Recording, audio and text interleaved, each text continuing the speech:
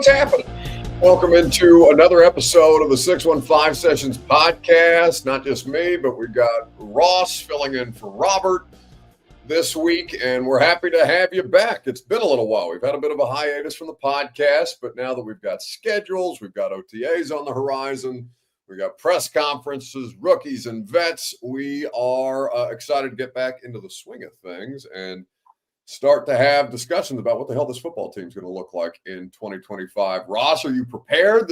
I wouldn't say that you have big shoes to fill here, though Robert's Crocs are not something I think anybody would want to put their own feet in. But I don't know. I feel confident about the way that this is going to go today.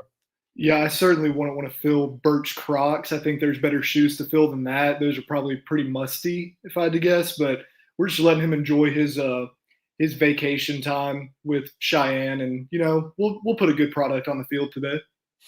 We will certainly endeavor to do so. The product and the podcast is made possible by VIP Play, where you can go and bet on all your favorite major sports, 200 plus leagues in the VIP Play app. If you were betting the Timberwolves last night, I'm not quite sure what the spread was between the Timberwolves and the Thunder, but I don't believe that the Wolves covered again to go down 2-0 in that series. Hopefully you're not betting on the Carolina Hurricanes against the Florida Panthers, because they're outright getting smacked. But whether it's basketball, hockey, football on the horizon, VIP Play app is your place to wager.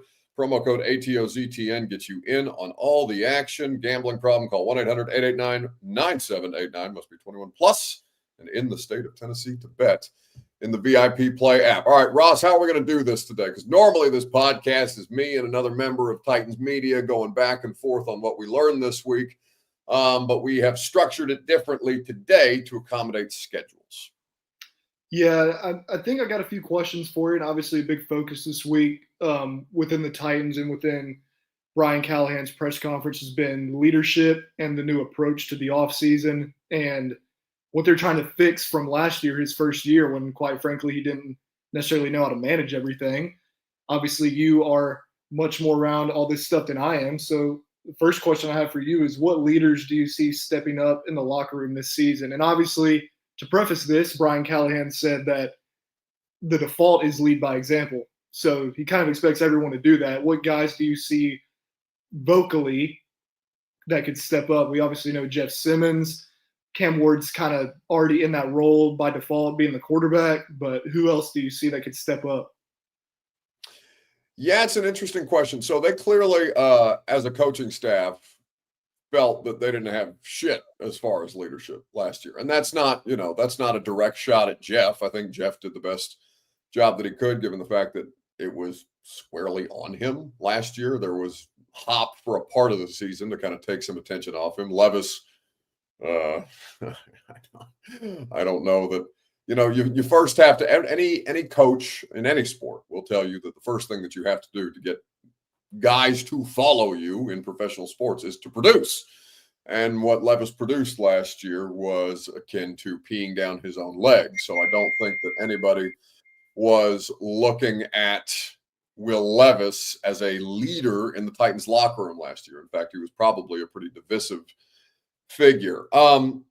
So leading by example is one thing. They're implementing all these different kind of, I called it gimmicky initially before I knew enough about the process of they're restructured the full offseason, to answer your question, to help teach leadership skills. You ever do, any kind of like summer camp? I think Lucas and I were talking about this on the radio yesterday, like team building exercises. You played football at the collegiate level, if I'm not mistaken. Mm-hmm. What was a team? Some of them I'm sure were hokey as shit, and you probably rolled your eyes, and whether it was high school, college, or anything else. But what was a team building exercise that you felt really helped you guys come together at any level of sports as a team when you were playing? Yeah, and I think in high school, we used to go to Kentucky every year to this little campsite every summer for a few days, one weekend, and really just get to bond and stuff. A lot of it is honestly just getting to know people, having kind of those cliche like brotherhood, deep talks, stuff like that. But, we do stuff like play paintball. They had a lake on the block, just fun stuff that, kind of recreational activities that you would do with teammates and stuff. And then also I think just being a football player naturally, when you get to fall camp in college or training camp in the NFL, when you're going through that suck and everybody's doing that together, all that shit that no one really gets excited about, not much, but everybody has to do to get better. You all just naturally get closer. So I think, some of that just recreational stuff that you can just do as a team is good. So for the Titans, obviously they can't take them to summer camp outright, Yeah. but they've divided them up into 8 teams. They've got assistant coaches equally divided up on those 8 teams, including the players. They've got a point system that they've implemented. So it's creating competition to get through the doldrums of, all right, voluntary work, then training camp. Those things, by the way, the more that I asked and my understanding based on how they're going to structure this is it like the break between OTAs, a mandatory minicamp, and then training camp is basically like their halftime. Like the board doesn't reset after the offseason program finishes and then start again in training camp. No, it's like a rolling total so that guys can't just slack off during the OTAs and then come back for training camp and try to actually win the thing. And I tried to find out what are the penalties for losing or committing what they call sins. And I can't remember exactly what the SIN acronym stands for. I have it in my notebook somewhere, but I don't believe I brought that up here with me. But they have an acronym called SINs, essentially, which, is applicable in more ways than one. And I'm sure we all know what sins are around here, but there are sins that are costly in terms of like, all right, did you commit a pre-snap penalty? Were you guilty of a false start on this particular play? Did you do something to earn points for your team? And are you costing your team more points than you are contributing to the team? And it's going to actually give them like a quantifiable way to say, if they cut a guy, well, we'll look at all your offseason totals on these things to physically put a number, a numerical value on the mistakes or the successes that guys were making. So if a guy turns around, gets brought into Callahan's office, asks, why am I getting released? They can physically put up the chart on the board and say, no, this, that, and the other. You had more mistakes in this. You produced less. You loafed more based on the metrics, based on the GPS tracking, all these different things, to create a competitive atmosphere and point totals out of it for the teams to compete against one another. Couldn't get them to tell me what the penalties or the prizes were at the end of the year. I'm sure parking spots are involved and things of that nature. And there's probably some financial bonuses on the line too, if I had to recklessly speculate. But I guess I haven't really answered your question. Tony Pollard is going to be a leader for this football team, but Tony's not like an overwhelmingly vocal guy. Cam Ward on the field is vocal, but as an individual, like he's just one of the guys. He just chops it up. And there's also something to the idea of the quarterback not being on a pedestal to feel more like he's one of them, as opposed to there's the quarterback and then there's everybody else. Simmons is a different figure in all this. He's the hype man to me, and that's fine. Like, I think that's the best version of Jeff leadership is you produce on the field, you break down the huddle, you scream and you yell and you do all those things, but that's not enough. It wasn't enough last year, and that's why they're going through all these different leadership exercises, trying to come up with different team bonding experiences. Because based on, you talk to the coaches about this in private settings, and there's a variety of different takeaways, and I can't share everything, but it just feels like they just kind of threw a bunch of shit together last year around Will Levis, and it didn't take. And so now they presumed that there would be some level of, whether they meant to or not, or willingly or knowingly or not, just kind of expected things to fall in line that way. It never did. So now they're having to go above and beyond to make sure that they can create an environment that will help grow leadership skills, and then guys can kind of take the reins for themselves that way. That was a really, really long answer to your question. No, it's good. And I will say I like that they are introducing a lot more competition stuff, it seems, because, again, naturally as an athlete, when you create something that is formed by teams and competition, you get better effort typically than you might get from just the typical off-season workouts. And we're all doing this. We're doing it together, but, this is it. But then I want to beat you. Like Tony Pollard got up there talking about it was like competition points, whatever. I'm in. I'll win. Yeah, that's what he was. He was like, I want to win. It's like you get more out of your team, out of these athletes, when you frame it around competition and a win-loss metric, because that is what sports is. What's your next question? My next question, it's not as directly about leadership, but can kind of tie into it on the defensive side of the football. Obviously, we're all pretty much under the assumption that Cody Barton is a starter at inside linebacker, and he had a press conference this week too, and liked a lot of what I heard from him. Who else do you think in that room can step up? Because one, it's a pretty inexperienced room, and two, there's just younger guys with guys like James Williams and Cedric Gray.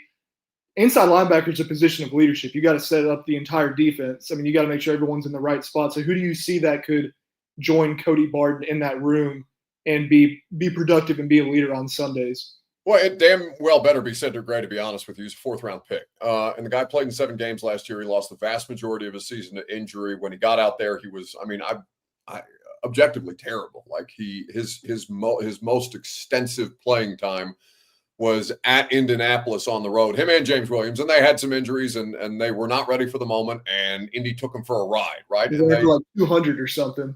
Yeah, it was bad. It was a really, really bad performance. And even on special teams, right, that 80-yard return against the Houston Texans had against them to open that game at Houston. They went in, they ended up going on to win, but Cedric Gray arm tackled Dameon Pierce, let him go, and ended up running. So you need it to be Cedric Gray. James Williams is a fascinating figure in all of this because there's 2 converted safeties that are now linebackers. It's Otis Reese and it's James Williams. And I think that when you look at those 2 guys, I think you got better play out of the other 2 last year. I don't know what their ceiling is. James Williams was a 7th-round pick or a 6th-round pick. He was late. He was very late. He was for sure end of day 3. He was one of the last picks that they had. It was him and then Jalen Harrell, I think, as their last selection in that draft class. So whether he was a 6th or a 7th, whatever, he's no lock to make the roster in that kind of a slot. There is also some logic to the idea of the answer may not be on the roster right now, right? They've got the first waiver claim in the waiver claim order by nature of being the worst team in football last year. So they'll have first dibs on guys that come available. So you hope it's Cedric Gray for their sake that they didn't waste another 4th-round pick. Cedric Gray needs to find ways to step up. I'm sure with a normalized offseason and in a return to health that he'll be more capable of contributing in a meaningful way. But, if he doesn't, there's nothing to stop you from going and scooping up another veteran type of player, another contributor for another team that for salary cap reasons or just, doesn't end up on the right side of the numbers can come in here and give you something better more immediately than banking on developmental type players. Frank Bush is the linebacker coach. He's been around for 100 years. He's been with this organization before.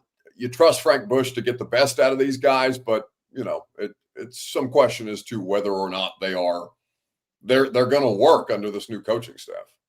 Yeah, I think they're certainly going to need another veteran in that room because, again, it is just naturally you're the captain of the defense naturally as an inside linebacker. And, yeah, I didn't necessarily like what I saw in the small sample size from Cedric Gray and James Williams. Again, I think Cedric Gray actually had like 20-something tackles against Indy. It was some absurdly high number, but again, they ran for about 200. Not that that's all on our linebacker core. A lot of that was the defensive line getting, quite frankly, pushed around. But, yeah, that position group is a big concern for me on this football team.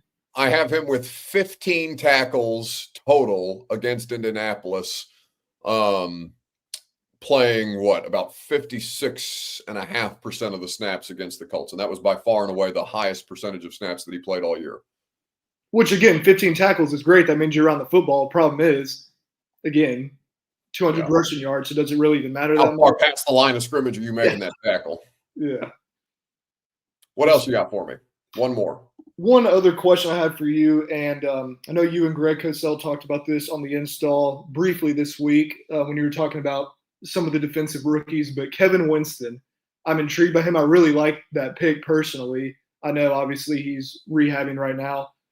Once Kevin Winston is fully healthy, whenever that may be, do you see it? How quick do you see him kind of gaining a starting role at safety on this football team? Because, again, we've got Amani Hooker and brought in Xavier Woods, 2 veterans who are capable starters in the National Football League at safety, but I really am high on Kevin Winston. Yeah, some comments in the chat, by the way, before I answer that question. Somebody asking me, will Gibbons be a veteran voice in the linebacker room? He's a New England Patriot. You let him walk, Dr. Gibby. So he's going to be helping Mike Vrabel apparently be favored in 11 games this year, which is batshit crazy to me, given that the Patriots are not a good roster. But we'll see. And certainly that will be head-to-head in Week 7 that a lot of Titans fans will be naturally interested in. But Jack Gibbons and Chance Campbell no longer on the roster for what it's worth. I made a mistake, I think, on the radio show the other day saying Campbell was still under contract, but I don't believe he is still around. Anyway, Kevin Winston Jr., he is full size. He looks like, I mean, he's every bit of 6'2". He's 200-plus pounds.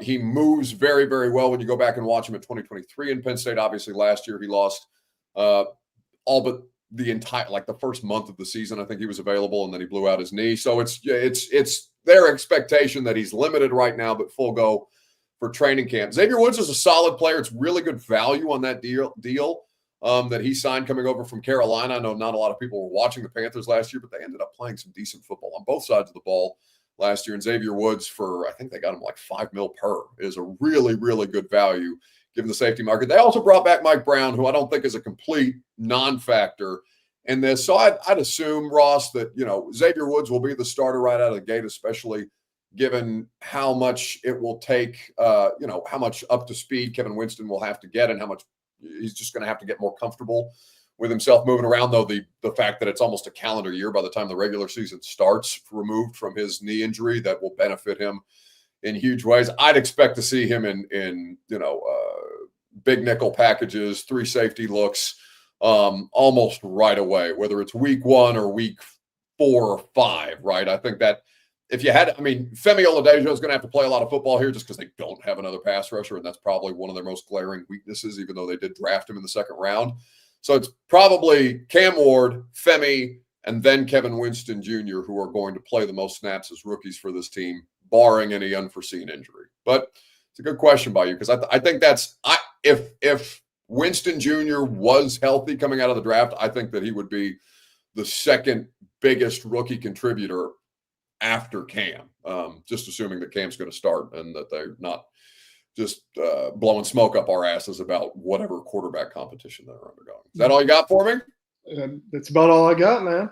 You're very good. You didn't screw that up entirely. It's a more professional operation than Robert usually runs, and you even kept your shirt on. So that's all positive momentum in the right direction. We will be back for another week of the 615 sessions. We'll have OTAs on hand. I'm also going to start doing player interviews for the podcast as well during OTAs. I've talked to Titans PR about that. That was something that we enjoyed last year that we'll be able to bring back. So I don't know whether I'll probably have to record it at some point during the week, but we will give that to you as a part of the podcast on Friday, and we'll look forward to that. Appreciate Ross's help as always, and we will next see you. Have a great long weekend.